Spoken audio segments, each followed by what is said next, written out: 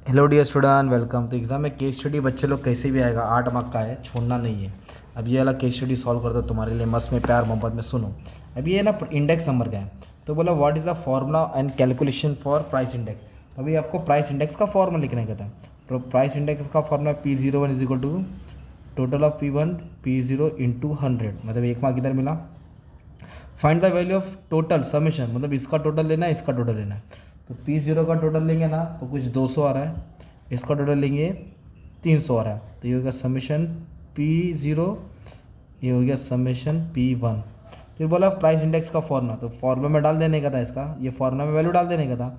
300 upon 200 into 100, तो 150 answer आएगा। 2 mark मतलब 4 मार्क जमा।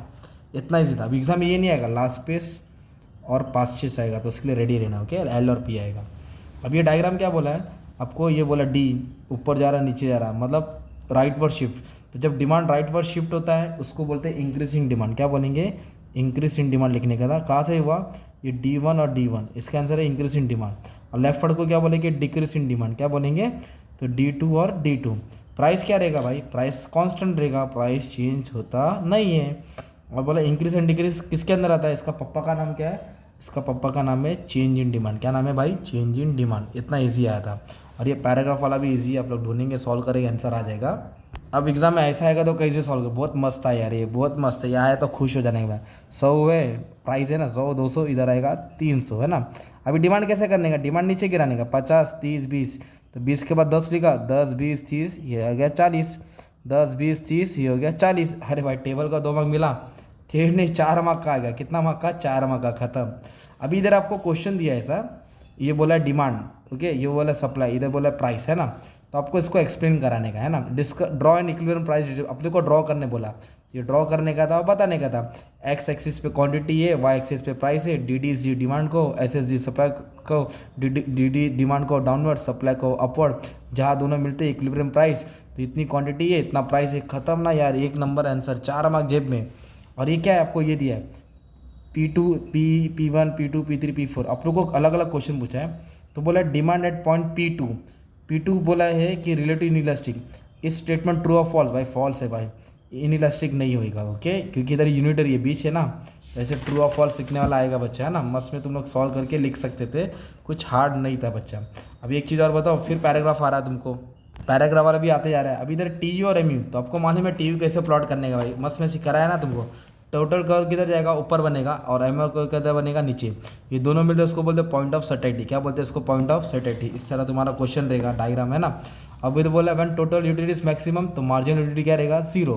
When total utility falls, margin become negative. ये याद ही करने का था। इधर क्या दिया आपको? डायग्राम दिया है, देखो नीचे सप्लाई करके दिया है, सप्लाई। ये ओरिजिनल है, ये नीचे वाला ऊपर वाला।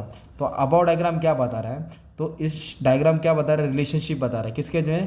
Quantity, supply and price. Supply और प्राइस, सप्लाई और प्राइस। और सप्लाई एस को बोलते हैं सप्लाई कर्व। क्या बोलते हैं? Supply curve. और जो कैसे रहता है? पॉजिटिव। कैसे रहता है? पॉजिटिव। फिर तुमको पूछा है कि पॉइंट, इधर पूछा है कि rise in price lead to upward movement of supply on the same curve, मतलब ऊपर जा रहा है, तो उसको बोलेंगे एक्सपांशन। क्या बोलेंगे? और नीचे आ रहेगा, उसको बोलेंगे कॉन्ट्रैक्शन। और फिर से पैसेज आ रहा है सॉल्व करने का। पैसेज क्या? ऐसे एग्जाम में ये भी क्वेश्चन आ सकता है, 10 15 दिया है तो 200 है, तो 200 के बाद क्या लेने का तुमको?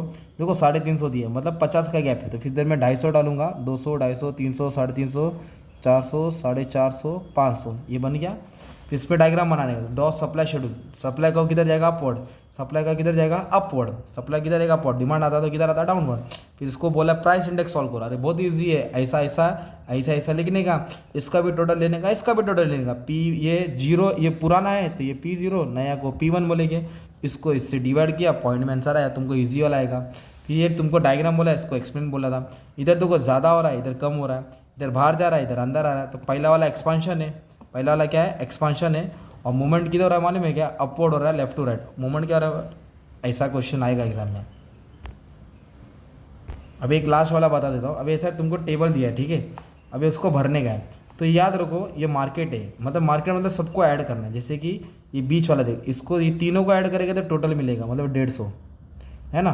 तो फिर ये कैसे आएगा? ये दोनों को ऐड करने का, 100 से माइनस करने का।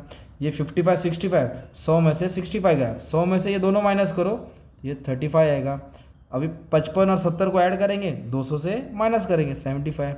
90 और 60 150, 150 में से 250 में से 150 गया तो ये आ जाएगा 100। ये हो गया तुम्हारा टोटल सप्लाई। और बोला मार्केट सप्लाई को बना रहे, ऊपर लाइन मार दे, खत्म ना भाई, 4 मार्क जेब में इतना ही बनाने का 4 मार्क आया था। फिर लास्ट पेज पास पेज का फॉर्मूला याद करना है, सॉल्व करना है। ओके, लास्ट पेज का फॉर्मूला डाल के सॉल्व करना है, एकदम मस्त सम आएगा। तो इंडेक्स नंबर अच्छे से सॉल्व करा दिया, फिर पैसे जाएगा। अभी आपका काम है रेडी रहना, ठीक है, जितना हो सकता था तो मैंने पढ़ा दिया, बस अच्छे से पढ़ लो। Thank you very much and all the best for your exam.